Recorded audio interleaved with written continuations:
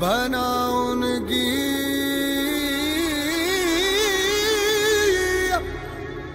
शमशीर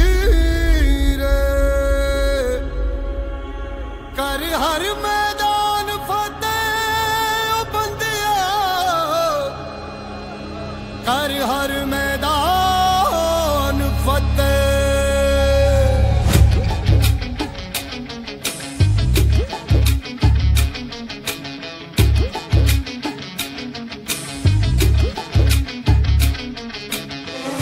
घायल परिंदा है तू दिखला दे जिंदा है तू बाकी है तुझ में हौसला तेरी जुनू के आगे अंबर पनाहे मांगे कर डाले तू जो फैसला रूठी तकदीर। हॅलो आणि नमस्कार विद्यार्थी मित्रांनो, आज आपल्यासोबत आहेत हर्षवर्धन भगत, सारथी एज्युकेशनचे आपले असलेले स्टुडंट। यांचं RRB PO, IDBI GM आणि IDBI एक्झिक्युटिव्ह या 3 वेगवेगळ्या पदांसाठी सिलेक्शन झालेलं आहे। तेव्हा आज आपल्यासोबत खास बातचीत करण्यासाठी किंवा गप्पा करण्यासाठी आपल्यासोबत आलेले आहेत विक्टर्स ऑफ सारथीच्या या नवीन एपिसोडमध्ये हर्षवर्धन भगत। तेव्हा सगळ्यात पहिल्यांदा आपण त्यांच्या बाबतीत थोडंसं जाणून घेऊया। हर्षवर्धन, तुझ्या बाबतीत काही जे इंट्रोडक्शन आहे ते थोडक्यात आम्हाला एकदा सांग। थँक्यू सर, मला इथे चान्स दिल्याबद्दल। माझं नाव हर्षवर्धन भगत, मी तालुका मानोरा आणि कारंजा वाशिम डिस्ट्रिक्ट येथून बिलॉंग करतो आणि माझं ग्रॅज्युएशन BSc ॲग्रिकल्चरमधून 2020 साली पासआउट झालेलं आहे। अच्छा, ॲग्रिकल्चर ग्रॅज्युएशन झालं। मला थोडंसं आधीचंही बॅकग्राऊंड तुझं जाणून घ्यायला आवडेल की बाबा तुझी जे प्राथमिक शिक्षण आहे, कारण बऱ्याच वेळा असं होतं ना की एक गावाखेड्यातल्या मुलांमध्ये न्यूनगंड असतो की माझ्याच्यानी ह्या गोष्टी होतील का, बरोबर? तर तुझं बॅकग्राऊंड कसं आहे नेमकं? ॲक्च्युली सर माझं म्हणजे सेमी इंग्लिशमधूनच पूर्ण 10वी-12वी पर्यंत शिक्षण झालेलं आहे। कारंजा येथे JC हायस्कूल म्हणून एक आहे, तिथून माझं 10वी पर्यंतचं शिक्षण झालेलं आहे आणि तिथूनच 12वी, त्याच्यानंतर मग डायरेक्ट ॲग्रिकल्चरला ॲडमिशन। बरोबर। मग सेमी इंग्लिश केल्यानंतर ॲग्रिकल्चरला ॲडमिशन का बरं घ्यावं असं वाटलं किंवा असं का वाटलं की आपण ॲग्रिकल्चर ग्रॅज्युएशन करायला पाहिजे? ॲक्च्युली सर जो 2014 मध्ये जो ट्रेंड चालत होता 12, 13, 14 पासून की मेडिकलकडे, तर 12वी नंतर मग मी म्हणजे 11वी 12वीला असताना मी फिशरीजला ॲडमिशन घेऊन माझं मेडिकलसाठी ट्राय करायचं माझं चालू होतं, बट अनफॉर्च्युनेटली मला ते जमलं नाही आणि मग त्यानंतर मग बायोलॉजीच असल्यामुळे मग आपले ऑप्शन्स खूप फार कमी उरले होते, त्याच्यामुळे तेच मग ॲक्सिडेंटल आणि नंतर ॲक्सिडेंटल बँकर पण। बरोबर। म्हणजे most of the agriculture graduate, तर आता मी स्वतः ॲग्रिकल्चर ग्रॅज्युएट असल्यामुळे मलाही माहिती आहे की most of the agriculture graduate accidental agriculture graduate असतात, पण झाल्यानंतरही नंतर प्राऊड फील होतं, असं काही नाही की बाबा ॲग्रिकल्चर ग्रॅज्युएशन केलं म्हणून। तर आमच्या वाशिम खंडाला सगळ्यात महत्त्वाचं म्हणजे बिलॉंग करतात हर्षवर्धनजी, आणि त्यातल्या त्यात कारंजाला बिलॉंग करतात, मानोऱ्याला बिलॉंग करतात आणि चांगल्या पद्धतीने म्हणजे सेमी इंग्लिश मधून त्यांचं शिक्षण झालंय, पुढे ॲग्रिकल्चर ग्रॅज्युएशन त्यांनी कंप्लीट केलंय। तर तुम्हाला एक इंटरेस्टिंग गोष्ट सांगतो हर्षवर्धन, तो नेमका काय किस्सा आहे की बाबा लोक म्हणतात अपयश ही यशाची पहिली पायरी आहे आणि तू ग्रॅज्युएशनमध्ये अपयशाचा जिनात चढत गेला होतास। जे ग्रॅज्युएशनमध्ये तुम्हाला एक सांगायला मला जाणीवपूर्वक इथे नमूद करावं असं वाटेल की हर्षवर्धन कॉलेजमध्ये असताना हर्षवर्धनचे 1-2 सब्जेक्ट नाही तर बऱ्याच वेळा वर्ष सुद्धा बॅक लागायचे, ऑलमोस्ट सब्जेक्ट सुद्धा बॅक लागायचे। तर या परिस्थितीतून सुद्धा ग्रॅज्युएशन झाल्यावरती इमिडिएट लेवलवरती त्याचं सिलेक्शन झालेलं आपल्याला या ठिकाणी दिसतं। म्हणजे ग्रॅज्युएशनला असताना बऱ्याच विद्यार्थ्यांना हा न्यूनगंड येतो की माझे सर सब्जेक्ट बॅक राहायचे, मी तयारी आता मला ग्रॅज्युएशनचं असतं जमत नाही आहे, मी पुढची तयारी कशा पद्धतीने केली पाहिजे। तर हर्षवर्धन नेमका तो काय किस्सा आहे की ग्रॅज्युएशनला सब्जेक्ट बॅक होते? सर नवीन कॉलेजची सुरुवात झाल्यानंतर प्रत्येक जण म्हणजे असं एक नवीन असतं ना, घरापासून बाहेर ठिकाणी जातो आपण, नवीन दुनियाशी एक्सपोजर आपल्याला मिळून जातो आणि तेव्हा मग कॉलेजमध्ये असा फारसा अभ्यासाकडे लक्ष नव्हतं आणि त्याचा अल्टिमेटली फरक याच्यावर पडला अभ्यासावर आणि आपल्या रिझल्ट्सवर। बरोबर। आणि आपलं ॲग्रिकल्चरमध्ये तुम्हाला माहितीच असेल की एक सेमिस्टर बॅक लागलं की त्याचा इम्पॅक्ट पुढच्या सेमिस्टरवर म्हणजे, आणि असं नाही की माझा 1-2 सब्जेक्ट, माझा अख्खा पॅनलच बॅक होता, 8चे 8 सब्जेक्ट बॅक। अरे बापरे, फर्स्ट सेमिस्टरलाच? बरं। म्हणजे तेव्हा तर अशी इमेज बनून गेली होती की अभ्यास काय म्हणजे कॉलेजमध्ये की अभ्यास करा नाही तर याच्यासारखे बॅक लागतील, याच्यासारखे बॅक लागतील। अच्छा, म्हणजे एक उपमा दिली जायची की बाबा तुझा हर्षवर्धन होईल, बरोबर? बरं।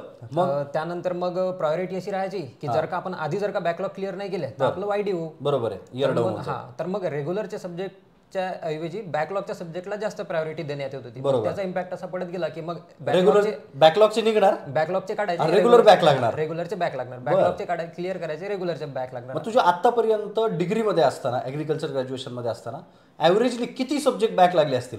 म्हणजे माझे प्रत्येक 6 सेमिस्टर मधले माझे सगळे 6ही सेमिस्टर माझे बॅक होते आणि 5-6 सब्जेक्ट प्रत्येक सेमिस्टरचे बॅक राहिलेले आहेत. बट एक म्हणजे सांगायचं असं वाटेल की इयर डाऊन माझं नाही झालं. इयर डाऊन नाही झालं म्हणजे तरी तू ते काढत गेलास. 4 वर्षात डिग्री कंप्लीट केली आणि जसं म्हणजे लास्ट इयरला यायला लागलो तेव्हा मग अभ्यासात थोडंसं सिरियस झालो. अच्छा, बँकिंग असेल, बाकी मग मित्र असेल, MCR असेल, तेव्हा बरोबर. म्हणजे आधी ऍग्रिकल्चर मध्ये इंटरेस्टच नव्हता, जसं की ऍक्सिडेंटल ऍग्रिकल्चर. हा, मग हे काय चालू काय आहे डोक्यात जात नाही आहे, मग माघारी तर जाऊ शकत नव्हतो, तर मग हे इथूनच जायचं, मग पुढे जायचं. बरोबर, असा तो सीन आहे. एक वाक्य असतं, प्रयत्ने वाळूचे कनरगडिता तेलही गळे. मला वाटतं ते तुझ्या बाबतीत व्यवस्थित लागू होतंय की आपण जर एकदा ठरवलं की नाही मला करायचंच आहे, म्हणजे प्रत्येक सेमिस्टरला 4-4, 5-5 विषय बॅक लागणार, ते ओव्हरकम करण्यासाठी पुढच्या सेमिस्टरचे विषय बॅक लागणार, आणि तरी सुद्धा ह्या सगळ्या गोष्टी ओव्हरकम करून हर्षवर्धननी फर्स्ट अटेम्प्टमध्ये अर्थातच 4च वर्षात डिग्री स्वतःची कंप्लीट केलेली आहे. हर्षवर्धन, मग हे सगळं करत असताना कधी डिग्रीलाच तुला असं वाटलं नाही का की यार नको, हे डिग्री सोडून द्यावी आता, आणि आता काय करूया आपण, नाही दुसरं काहीतरी ओपन युनिव्हर्सिटीमधून ऍडमिशन घ्यावं किंवा रेग्युलर कॉलेज न करता दुसरीकडे अल्टरनेटिव्ह काहीतरी पर्याय शोधावा, ते कधी वाटलं होतं का? वाटत होतं सर, सेकंड इयरमध्ये असताना, थर्ड इयरमध्ये असताना.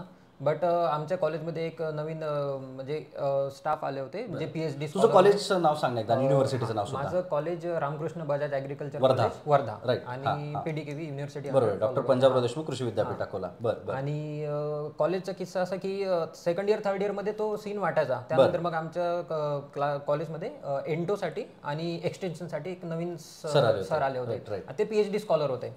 ते जेव्हा आले ना, तर तेव्हा त्यांनी म्हणजे ऍग्रिकल्चर काय राहते आणि ऍग्रिकल्चर नंतरची जे काही दुनिया राहते, म्हणजे ऍग्रिकल्चर म्हणजे हे प्रोफेशनल डिग्री म्हणून याला तुम्ही समजा. म्हणजे इथं आले तर तुम्ही म्हणजे असं नका समजू की बाकीपेक्षा कमी, आपण नाही खूप काही करू शकतो. त्यांच्याकडून एक मोटिवेशन मिळालं, तिथपासून मग इंटरेस्ट डेव्हलप होत गेला. तो मग तोच ना, कोणीतरी एक म्हणजे किक मिळून किक. अच्छा, किंवा कोणीतरी आपल्याला एक असं टच करण्यासाठी किंवा आपण ज्याला म्हणतो की एक स्पार्क देण्यासाठी आपल्या आयुष्यात कोणीतरी असणं आवश्यक असतं. पण नॉट नेसेसरी की ते तुमचे मित्रच असावेत, नॉट नेसेसरी तुमचे आई वडीलच असावेत. एखाद्या वेळी तो कोणीही व्यक्ती असू शकतो, एखाद्या वेळी तो मित्रही असू शकतो, मैत्रिणी असू शकते, आपले शिक्षकही असू शकतात, कोणीही असू शकतो. तो एक स्पार्क आयुष्यामध्ये असणं खूप जास्त गरजेचं आहे. पण मग आता डिग्रीमध्ये हे एवढे विषय बॅक लागत चालले होते, मग आई वडिलांची काय रिॲक्शन होती? त्यांचं तर असं होतं की ऍटलिस्ट डिग्री पास कर, तेच आमच्यासाठी खूप मोठी गोष्ट आहे. कारण की आता जो विद्यार्थी डिग्री पास करताना एवढा हडबडत किंवा असं सरपटत रेंगत पोचतोय, ती अपेक्षा ते आता तू एवढ्या 3 पोस्ट एक सोबत घेऊन जातोयस, काय डिफरन्स वाटतो तुला, काय रिॲक्शन होत्या? ऍक्च्युली म्हणजे सर, म्हणजे ज्या दिवशी रिझल्ट आला त्या दिवशी म्हणजे सगळ्यात खुश तर माझे आई बाबाच होते. म्हणजे मी जेव्हा त्यांना फोन केला, ते या साईडला मी रडत होतो आणि त्या साईडला माझे पॅरेंट्स, म्हणजे एक इमोशनल मोमेंट. बरोबर, इमोशनल म्हणजे कधी वाटले नव्हतं की आपण जेव्हा बँकिंगला सुरुवात केली होती, कधी वाटलं नव्हतं की आपण एक दिवस सक्सेसफुल होऊ, एवढी कॉम्पिटिशन पाहून, एवढी इथली टाइम पाहून. तेच मग एक अनएक्सपेक्टेडच म्हणू शकतो आपण. म्हणजे त्यांना पण विश्वास नव्हता आणि आज प्राऊड फील करतात माझ्यावर. बरोबर. पण मग एक हा जो इमोशनल मोमेंट आहे, बरोबर आहे का, म्हणजे मला असं वाटतं किंवा युजली कोणत्याही स्टुडंटला हे कळतं की आपल्याला आयुष्यात काहीतरी करायचं असेल तर 2च व्यक्तीसाठी करावं, एक ते आई आणि दुसरे म्हणजे ते बाबा. बरोबर आहे. म्हणजे त्यांच्या येणाऱ्या डोळ्यातल्या अश्रूची जी किंमत आहे, मला वाटतं ती कुठल्याही गोष्टींपासून होऊ शकत नाही. मग त्या दिवशी तर खूप म्हणजे आनंदाची गोष्ट अशी की इकडे डिग्री फेल होत चाललेला मुलगा अचानकपणे 2-3 पोस्ट घरी घेऊन येतोय. बरोबर आहे का? म्हणजे फुलानं समाना किंवा म्हणजे त्यांच्यासाठी आकाश ठेंगणं झाला असं म्हणायला आपल्याला हरकत नाही. आणि म्हणजे माझ्यासाठी कॉलेजमध्ये असताना झालं होतं की बाबा अभ्यास करा नाही त्याच्यासारखे बॅक लागतील, मग पुन्हा सीन चेंज झाला की पहा याच्याकडून पहा एवढे बॅक असून सुद्धा हा करू शकतो. राईट, म्हणजे एवढे बॅक असून सुद्धा हा करू शकतो, तर मग कुणीही करू शकतं. बरोबर आहे का? अच्छा, मला हर्षवर्धन हे विचारायचं, आता ऍग्रिकल्चरच्या डिग्रीमध्ये तर हे एवढे सगळ्या अशा गोष्टी होत गेल्या, पण तुला असं का वाटलं की आपण बँकिंगकडे आपण टिपिकली वळावं किंवा ऍप्टिट्यूड बेस्ड एक्झामिनेशनकडे आपण जास्त वळायला पाहिजे? ऍक्च्युली सर, म्हणजे बँकिंग म्हणजे BSc ऍग्रिकल्चर नंतर दुसरा 2च चान्स उरले होते, एक तर कॉम्पिटेटिव्ह किंवा मग आपलं टीचिंग फील्ड. टीचिंग फील्डमध्ये जायचं तर मग ते MSc करा, हे ते करा. तर नंतर सीन असा चेंज होत गेला की नंतर की MScला तेवढी प्रायोरिटी मुलं देत नव्हते. बरोबर. आणि तेव्हाच जसं तुम्ही असताल त्याच टाइम पिरियडमध्ये तुमचं सिलेक्शन झालं, म्हणजे तुम्ही तेव्हा नाही का क्लासेसचे वगैरे तेव्हा चालत होते की बुवा आता नंतर करायचं काय, कॉम्पिटेटिव्हचं वगैरे हे.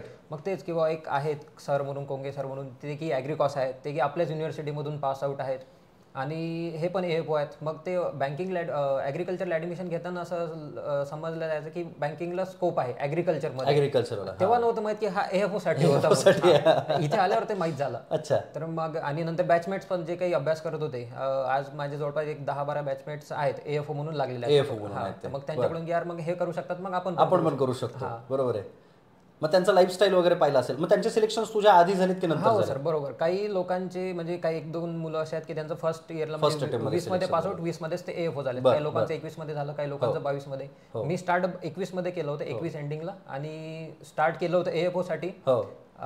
झालं मग RRB PO. बरोबर. अच्छा, बरं. मला एक सांग आता, म्हणजे आपण थोडंसं बॅच वाईज जाऊयात किंवा सिलेबस वाईज जाऊयात की मुलं जनरली करत असताना काय करतात ना, येताना 3च महिन्याचं टार्गेट ठेवण्यात की या 3-4 महिन्यात माझं झालंच पाहिजे, आणि 3-4 महिन्यात नाही झालं की मग मुलं नर्वस होतात. तर तू काय सांगशील, तू काय केलं होतं, तुझी कन्सिस्टन्सी कशी मेंटेन केली होतीस?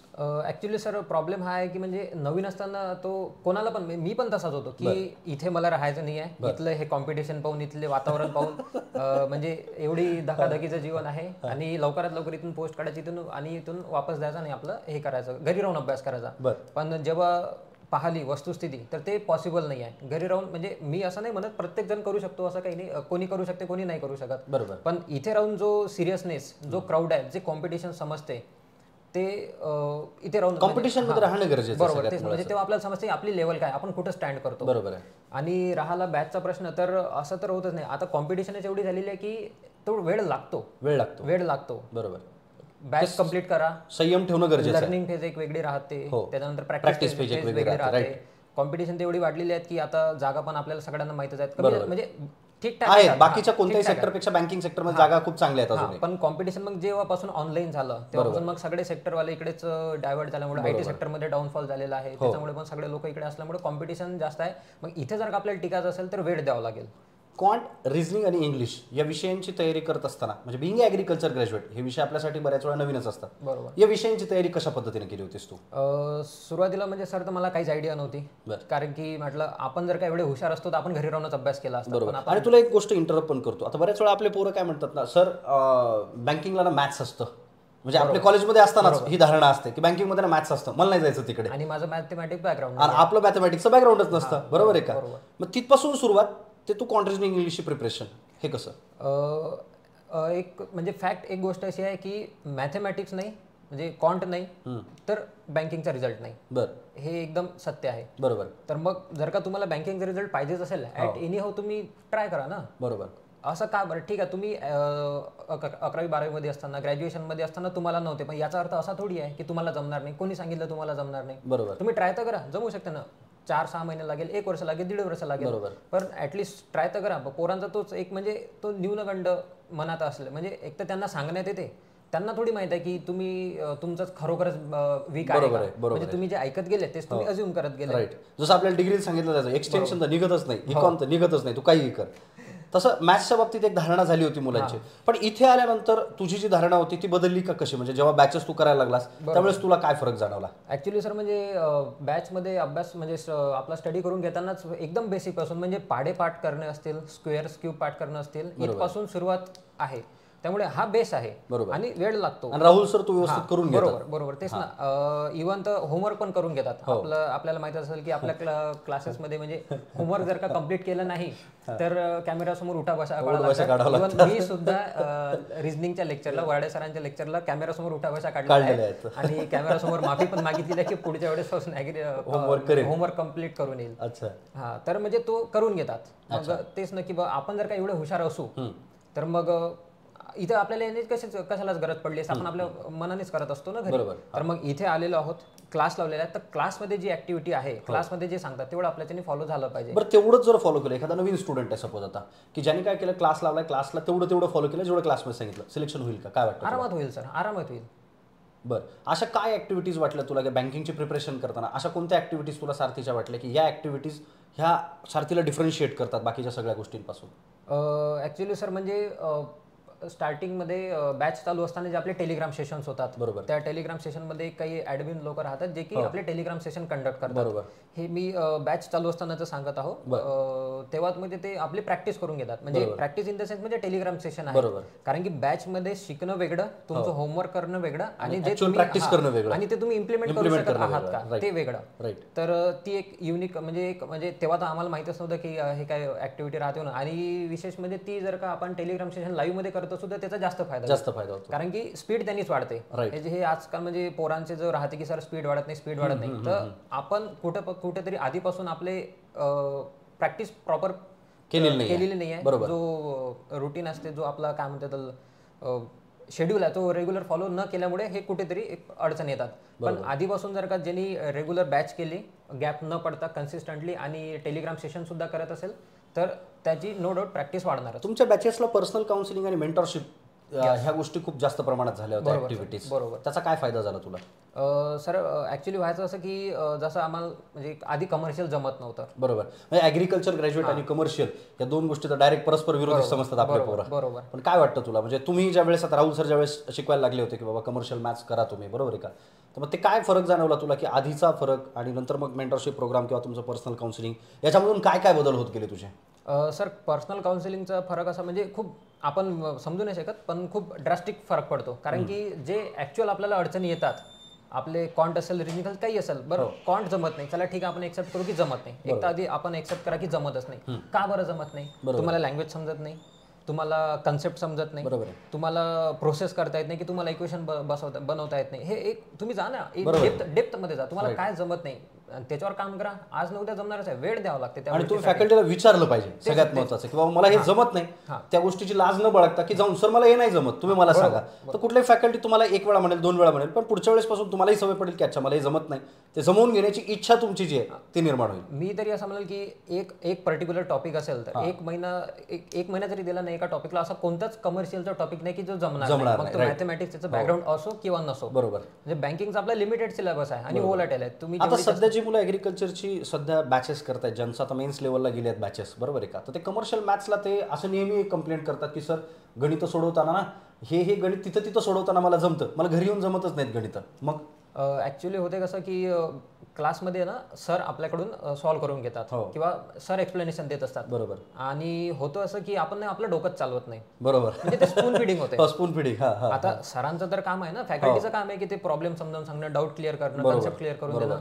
पण जोपर्यंत तुम्ही स्वतः एफर्ट्स टाकणार नाही, स्वतः ठीक आहे ना, तुम्हाला नाही सुटलं तर ऍटलीस्ट 50% तरी सॉल्व्ह करा. बरोबर. कुठपर्यंत तरी तुम्हाला फायनल आन्सर नाही जरी काढता आलं किंवा तुमचं चुकलं पण तुम्ही एफर्ट्स तर टाका. एफर्ट्स टाका. ते काही करून जमलं पाहिजे. अच्छा. जीएच्या बाबतीत काय सांगशील? जीएच्या बाबतीत तर सांगायचं झालं तर आधी तर मला काहीच म्हणजे एकदम ब्लँकच होतं, कारण की ॲग्रिकॉस आणि नंतर जनरल बँकिंग. तर जेव्हा माझी मेन्स द्यायला मी लागलो तेव्हा मला ऍक्च्युअल जीए काय राहते आणि जीएचा अभ्यास कसा करायला पाहिजे हे समजलं. बरोबर. त्यानंतर जे आपले अक्षय सर आहेत आणि नंतर अक्षय सरांनी नंतर इम्प्रुव्हमेंट असं झालेलं आहे की basic GA, static banking, financial awareness, जे काय आपला स्टॅटिक जो पोर्शन आहे तो जर का तुम्ही एकदा स्ट्रॉंग करून घेतला, तो बॅकअप करून घेतला, तर त्याच्या बेसिसवर आपण पुढं मग आपण आपलं जीए स्ट्रॉंग बनवू शकते. बरं. हे जीए करत असताना अजून एक महत्त्वाची गोष्ट आहे, त्याच्यात कम्प्युटरचा प्रश्न येतो. कम्प्युटर बऱ्याच वेळा पोरांना असं वाटतं की कम्प्युटरचं प्रिपरेशन कशा पद्धतीने केलं पाहिजे किंवा काय केलं पाहिजे. टिपिकली आरआरबीची प्रिपरेशन करतात, ते काय कसं केलं पाहिजे? सर कम्प्युटर हा सब्जेक्ट आरआरबी मध्ये राहतो, काही आरबीआय झाला, 1-2 एक्झाम आहे त्याच्यामध्ये राहतो. आणि कम्प्युटर हा थेरॉटिकल सब्जेक्ट आहे, एक लिमिटेड सिलेबस आहे आणि तो कन्सेप्च्युअल आहे. जेवढे जास्त तुम्ही त्याचे कन्सेप्ट करून घ्याल ना तेवढं म्हणजे तिथं आपण याच्यासाठी म्हणजे एक्झाममध्ये लीड घेऊ शकतो. म्हणजे मोस्ट ऑफ द मुलांचं असं होतं की कम्प्युटर का मला पासच करायचं आहे, तेवढं कोणी लक्ष देत नाही आणि तेवढं म्हणजे मार्क कमी येतात. पण मी माझ्या केसमध्ये असं केलं होतं की माझं कम्प्युटर मी स्ट्रॉंग करून ठेवलं होतं, मला 4-5 मार्क जरी तिथून लीड भेटत असेल तरी माझ्या फायद्याचीच आहे. कारण की अल्टिमेट गोल आपलं असं आहे की आपल्याला मेन्समध्ये लीड पाहिजे 100%. मग ते तुम्हाला क्वांट रिजनिंग मध्ये मिळत असेल किंवा जीए रिजनिंग मधून मिळत असेल किंवा कम्प्युटर मिळत असेल. बरोबर. आता इंटरव्ह्यू जो झाला, बऱ्याच वेळा काय होतं, मुलांच्या मनात ही भीती खूपच जास्त असते की सर इंटरव्ह्यू म्हणलं ना ते काहीच विचारतील आणि काहीच नाही, बरोबर आहे का? म्हणजे जी मुलं प्रिपरेशन करताना, मला एक गोष्ट सांग की इंटरव्ह्यूचं प्रिपरेशन हे ॲट लास्ट होतं का तुम्ही सुरुवातीपासूनच इंटरव्ह्यूच्या बाबतीत ऑब्झर्व्ह करत गेलं पाहिजे, काय केलं पाहिजे आपण? सर इंटरव्ह्यूचं असं आहे की जे आधी जे लागलेले जे आपल्या सारथीमधून आहेत, ॲग्रिकॉस असतील, जेव्हा की PO असतील, SO असतील, क्लर्क असतील, तर त्यांचे जेव्हा इंटरव्ह्यू ऐकायचे ना, तर तेव्हा त्यांच्याकडून म्हणजे असं ऐकायला मिळायचं की तुमची बॅच चालू असतानाच, तुमची प्रिपरेशन चालू असताना तुम्ही जर का सोबत इंटरव्ह्यूचे छोटे मोठे जे काही असतील, म्हणजे आता जसं बँकिंग अवेअरनेस आहे तिथं क्लासमध्येच होतं आणि बाकीचे स्टाफ पण तुम्हाला क्लासमध्ये रेग्युलरली सांगत राहा, अच्छा हे अशा पद्धतीचे इंटरव्ह्यूज होता किंवा अशा पद्धतीचे, तर त्याचा काय फायदा झाला तुला इंटरव्ह्यूला, किंवा इंटरव्ह्यू तुझा टिपिकल कसा झाला, कारण तू ॲग्रिकॉस आहेस आणि जनरल बँकिंगची एक्झाम देतोयस, तर तुझा इंटरव्ह्यू कसा झाला? माझा इंटरव्ह्यू असा आहे की माझं म्हणजे होता माझा RRB POचा इंटरव्ह्यू, पण तो कम्प्लिटली ॲग्रिकल्चरवरच झाला कम्प्लिटली, म्हणजे सस्टेनेबल फार्मिंग असेल, बरोबर आहे, टॉंग्या सिस्टीम असेल, त्याच्यानंतर ते adoption of new technology, laggards adoption of new technology कसं ते म्हणजे इव्हन म्हणजे एवढ्या डेप्थ मध्ये, बरोबर आहे, मॉइश्चर पर्सेंट, जर्मिनेशन पर्सेंट सगळ्या याच्यावर झाला. बरोबर. तर इंटरव्ह्यूचं मी एवढं सांगू शकतो की म्हणजे स्वतःचा कॉन्फिडन्स आणि सब्जेक्ट नॉलेज जर का तुम्हाला असेल तर इंटरव्ह्यू काही तेवढा हार्ड जात नाही. राईट.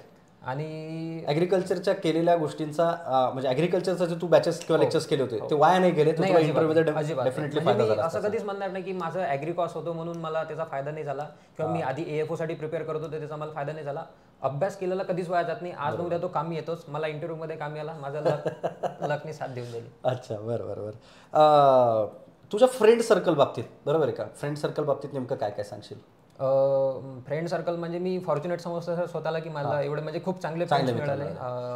तुझ्या 10-12 जे मुलांचा ग्रुप होता ऑलमोस्ट, त्यांच्यापैकी बऱ्यापैकी ऑलमोस्टच लोकांचं सिलेक्शन झालंय. ऍक्च्युअली 7 लोकांचं सिलेक्शन झालेले आहेत. तर आधी म्हणजे माझा रूममेट होता शुभम शेबे, तो फर्स्ट अटेम्प्ट मध्येच RRB क्लर्क म्हणून लागला होता. बरं. आणि मला त्याच्याकडून म्हणजे सांगायचं, त्याचं मेन्शन मी याच्यासाठी करत होतो की त्याची म्हणजे जॉब करत असताना त्यांनी प्रिपरेशन चालू ठेवून दुसऱ्या वर्षी ऑफिसरची NICL AO मध्ये आहे तो सध्या ऑफिसर लेवलला, 90-95 हजार रुपये पगार, ऑलमोस्ट 1 लाखाच्या आसपास पगार. म्हणजे मला आश्चर्य वाटत होतं की यार हा जॉब करून जर का अभ्यास करू शकत असेल आणि आपण तर आपल्याकडे पूर्ण दिवस आहे, मग आपण कुठं कमी पडत आहोत. तर मग तो एक मोटिवेशन यायचं म्हणजे आपल्याच फ्रेंड सर्कल मध्ये. बरोबर. आणि नंतर एक समृद्धी पाटील आहे, ती तर IT जॉब सोडून आली होती, TCS मध्ये होती, 1.5 वर्ष तिने तिथे जॉब केला. ती सोडून आल्यानंतर मग जर का ही मुलगी असून आणि ही मुलीला जर का एवढी धडपडत आहे एका म्हणजे याच्यासाठी, जर का IT सेक्टर सोडून आलेला आहे, मग आपण का बरं कमी पडत आहोत, आपण कुठं कमी पडत आहोत. तर मग आमचा ग्रुप वगैरे बनला. त्याच्यानंतर मग दीपक आहे, प्रमोद आहे, यांचे पण सिलेक्शन झालेलं आहे. बरोबर. आणि मग प्रमोद आहेर का, Pramod Hundekar bank of India. तर मग ग्रुप बनला, लायब्ररीमध्ये सगळे सोबतच, मेसमध्ये सगळे सोबतच. तर ग्रुपचा खूप फायदा झाला. मग आम्ही ना म्हणजे असं डेली टास्क करायचो, म्हणजे की आज पर्टिक्युलर ही मॉक आपली सोडून झाली पाहिजे. राईट. आणि जर का कदाचित एका दिवशी जर का आपण नाही दिलं तर मग ते असे लो फील करून द्यायचे, मग आज जेवण तू दे, आज चहा तू दे. बरोबर. म्हणजे एक कॉम्पिटिशन ही पण होती, म्हणजे मी पण ऐकली होती तुमच्या बाबतीतली कॉम्पिटिशन की अच्छा ह्या टेस्ट दिल्यानंतर ज्याला स्कोर कमी आला किंवा ज्याने सोडवली नसेल मग त्याने बाकीच्या लोकांना चहा पनिशमेंट म्हणून मग चहा पाजायचा. बरोबर. ही स्टुडंट लाईफ मध्ये मोठीच पनिशमेंट असते ऍक्च्युअली. मग या गोष्टीचा कसा पॉझिटिव्ह इम्पॅक्ट पडत गेला किंवा काय इम्पॅक्ट पडत गेला? तेच, मग आपल्याला जर का रोज जर का आपल्यावर बर्डन नसेल येऊ द्यायचं तर मग काहीच नाही, आपले टेस्ट द्यायची आणि आपला डेली टास्क फॉलो करायचा. हे एक म्हणजे महत्त्वाचा टास्क 100% ऑलमोस्ट पोरांचा हा प्रश्न असतोच. टेस्ट देताना स्कोर खूप फ्लक्च्युएट होतो आणि काय होतं, स्कोर कमी आला की मुलं घाबरून जातात आणि जास्त आला की हुरळून जातात. हे तुझ्या बाबतीतही झालंय का आणि ते मॅनेज कसं केलं होतं? मी म्हणजे पर्सनली पण हे अनुभव केलेला आहे. मग असं कधीच होत नाही, म्हणजे माझ्याच बाबतीत असं कधीच झालं नाही की माझा कंटिन्यू एकसारखा स्कोअर राहिलेला आहे. म्हणजे कंटिन्यू 70च्या 80-90 पर्सेंटाईलच्या वर स्कोअर, पण 50-60च्या वर POच्या केसमध्ये असं कधीच झालेलं नाही आहे. म्हणजे आपण म्हणू शकतो की आपलं टेस्टचा टायमिंग, टेस्टचा प्लॅटफॉर्म आणि आपली मेंटॅलिटी, म्हणजे जबरदस्ती द्यायची म्हणून द्यायची आणि एक फ्रेश माइंडनं आणि एक जोश म्हणून द्यायची, तर फरक पडतो. बरोबर. आता बघा ना, आपलं जेव्हा एक्झाम राहते तेव्हा आपलं दुपारी 1च्या शिफ्टमध्ये आपली एक्झाम आहे, सकाळपासून आपण काहीच नाही करत, एक ब्लँक म्हणजे रिकामं राहतो आणि जाऊन फ्रेश एक मूडमध्ये आपण एक्झाम देतो. पण मॉकचं तसं नसतं. मॉक एक प्रकारची प्रॅक्टिसच आहे ना, त्याचं एवढं मनावर नाही घ्यायचं. लोक म्हणजे त्याला असं चिल्लर मध्ये काढतो त्याला आपल्या भाषेत. बरोबर. तेवढं मनावर नाही घ्यायचं. ते प्रॅक्टिससाठी आहे ना, जे तुम्ही स्टडी करत आहात, जे तुम्ही लर्निंग करत आहात, म्हणजे जेवढी काही तुमची प्रॅक्टिस झाली आहे ते तुम्ही सक्सेसफुली तिथे इम्प्लिमेंट करू शकत आहात मॉकमध्ये. बस मॉक त्याच्यासाठीच आहे. म्हणून टेस्टमध्ये कमी जास्त आले तरी तेवढं मनावर नाही घ्यायचं. इम्प्रुव्हमेंट होत राहते. बस आपला मेन गोल हे आहे की इम्प्रुव्हमेंट होण्याची आणि फायनल आपलं सिलेक्शन झालं पाहिजे. अच्छा, बरं आता स्टुडंट्सला एक फायनली तुला काय वाटतं आफ्टर सिलेक्शन जे तुझे झालेले चेंजेस आहेत हे काय आहेत आणि फायनली स्टुडंट्सला काय मेसेज देशील? नवीन स्टुडंटला ते सांगावं असं वाटेल की आधी तर तुमची बॅच कंप्लीट करा. बॅच कंप्लीट झाले असेल तर तुमचा डेली टास्क फॉलो करा, डेली रुटीन फॉलो करा, डिसिप्लिनमध्ये राहा. म्हणजे असं नाही की आज उशिरा आलो किंवा मग आज ही टेस्ट नाही द्यायची, आज जीवर आलं.